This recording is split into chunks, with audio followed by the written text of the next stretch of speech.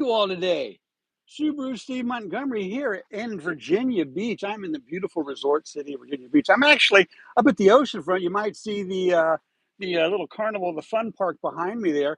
Let me tell you something real quick though about Virginia Beach. So yesterday we had what 10,000 people running up and down the streets for the Shamrock Marathon, right? And it's been raining here pretty steadily this morning. And Virginia Beach does not miss a beat, folks. They are out here picking up trash cans, picking up trash, emptying, taking off the barricades that are like at every block. The Elite Seat Company, if you know who I'm talking about, well, then you know the Elite Seats are these little green boxes that they put on almost every block. 10,000 people were running on the streets yesterday. I wonder what the total number of Elite Seats were placed up here. But I'll tell you this, they're out here this morning picking them all up. And that's why I say Virginia Beach doesn't miss a beat. They're cleaning it, they're straightening it. The weather does not slow them down. As I talk, you may see a lot of cleaning vehicles going back and forth. If you can see me now, if you can feel me there, right? Happy Monday, though. Today is March 17th. I've got what I think is a little bit of motivation for you. At least you need to be the judge of that. But let's get this going. Happy St. Patty's Day. If you're not wearing green today, you are subject to excessive and excessive pinching today. So please put some green on before you get got. And let me tell you, I'm an excessive pincher. Always have been. One pinch is never enough. So on St. Patty's Day, protect yourself from other like-minded people like me. And we're out here. We're out there everywhere. Listen, let's talk about insight today, folks, because it is Motivational Monday, and I want to give you just something that I can give to you right now as a little insight into leadership. In fact, let's talk about insight. What an interesting topic. What is it? Insight refers to deep cleaning and understanding of a situation and or problem, often occurring suddenly, and is also a form of self-awareness. You feel me there? Let's say that again. This is courtesy Google AI Labs. I love Google now, man. The AI Labs are really pulling it together. You see, insight is a clean and deep understanding of a situation or problem, often occurring suddenly, and is a form of self-awareness per Google AI Labs. Yeah, but first, before we go any further on this insight, I got your quote of the day. This comes from J.C. Macaulay. I think J.C. was born in the early 1900s into a lot of wisdom. And what J.C. said, or one of the many things he said, was one of the marks of true greatness is the ability to develop greatness in others. Wow. Check that out.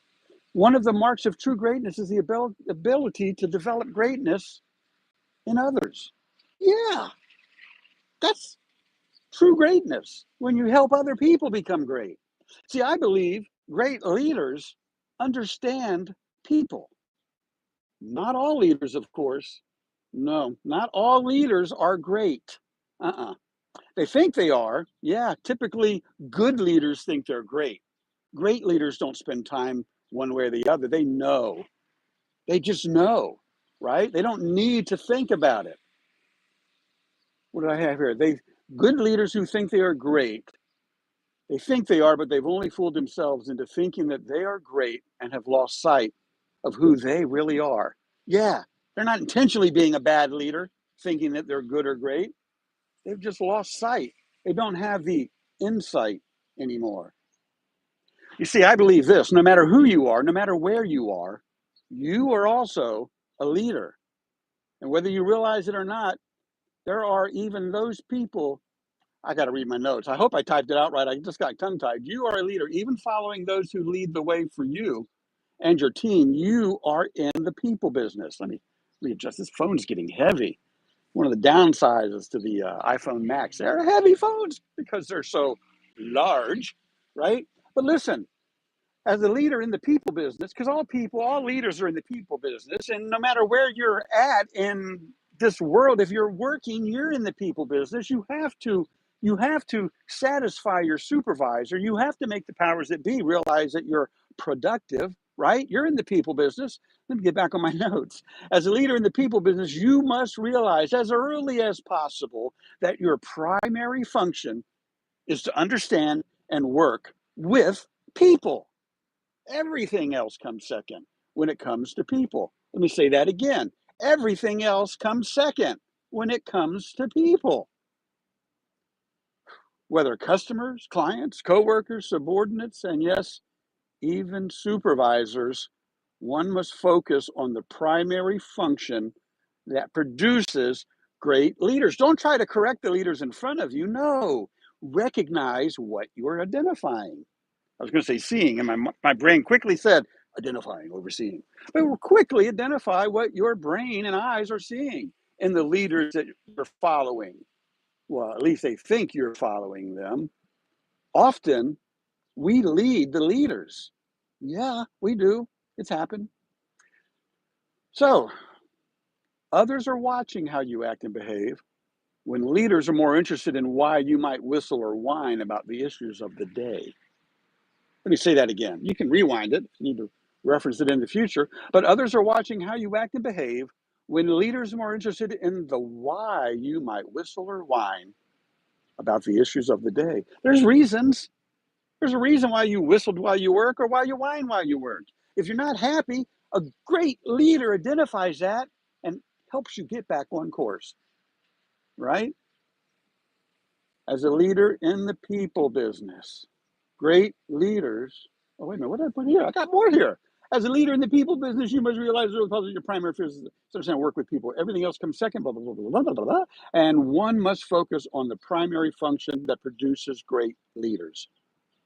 You, one must focus on the primary function that produces great leaders. What is it? What is it? It's how to understand and work with people. It's people, folks. Something that lifts the entire team up. I see here a big plane, but I can't see. It's already in the clouds. You want to be the type of person that lifts the entire team up instead of following any member of the team to be brought down or allowing any member of the team to be brought down. Great leaders do not, no, never, ever, there's no reason or need to. Great leaders are great enough to realize there's never any reason. They do not make fun of the team, as each and every member is deserving of the leader's respect, right? Modeling for others to follow. More trash all over the place there. They're cleaning this ocean front up. But great leaders do not make fun of the team or any member, as every member is deserving of the great leader's respect, modeling it for others to follow for good and positive reasons and not at making fun of those under them. What they do behind the backs of others, they do to you too. Think about that.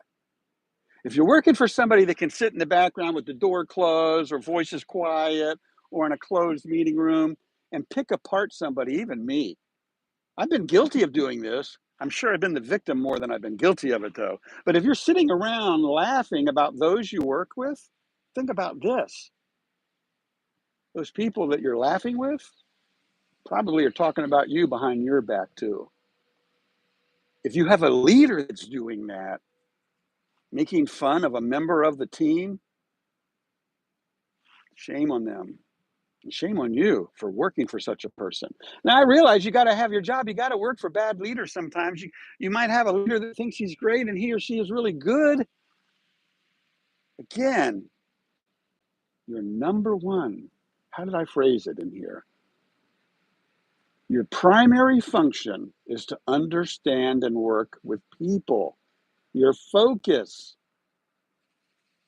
to understand and work with people.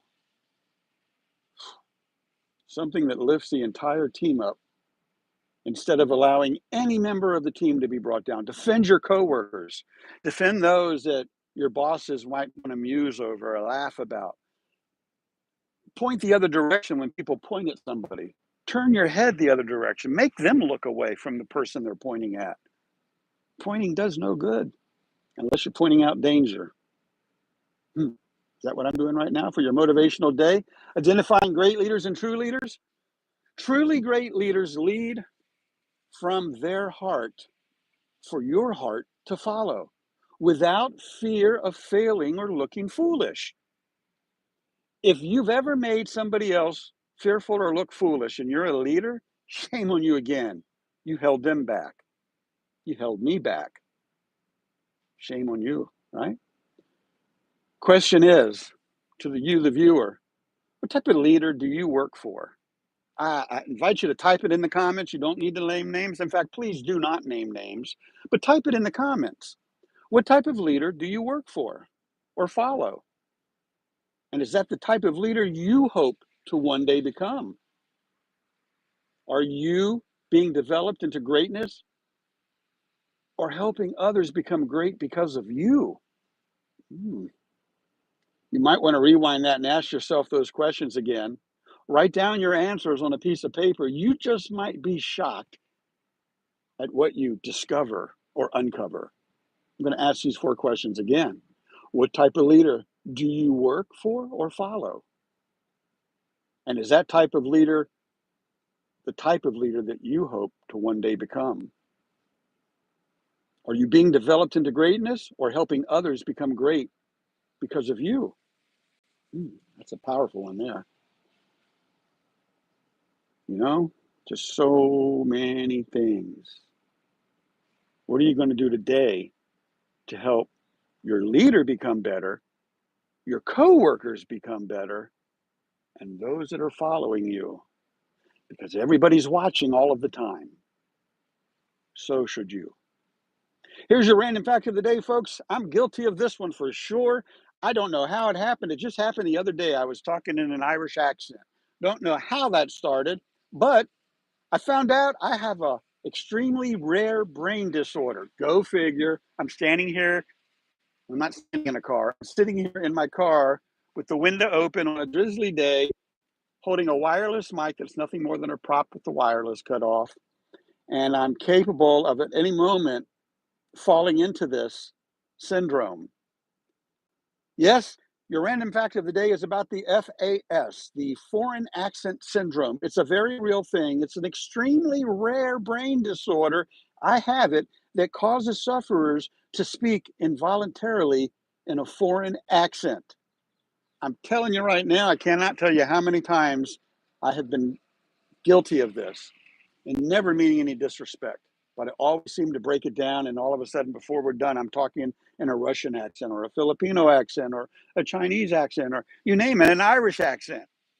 It happens. It's very real. Foreign accent syndrome. Look it up. FAS, extremely rare brain disease or disorder that causes sufferers to speak involuntarily in a foreign accent. I don't know what that one is, but there it is, and there it goes.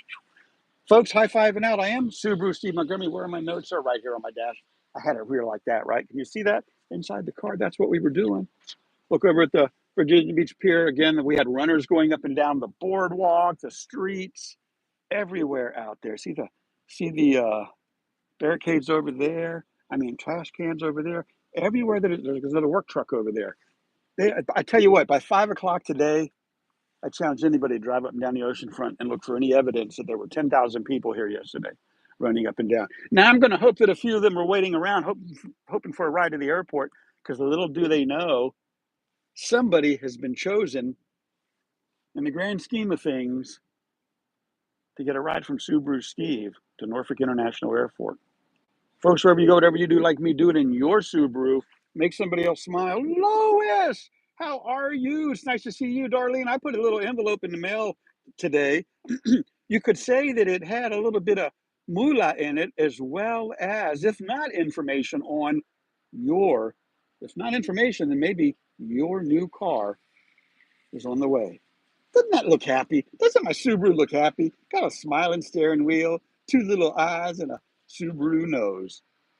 Y'all have a great day.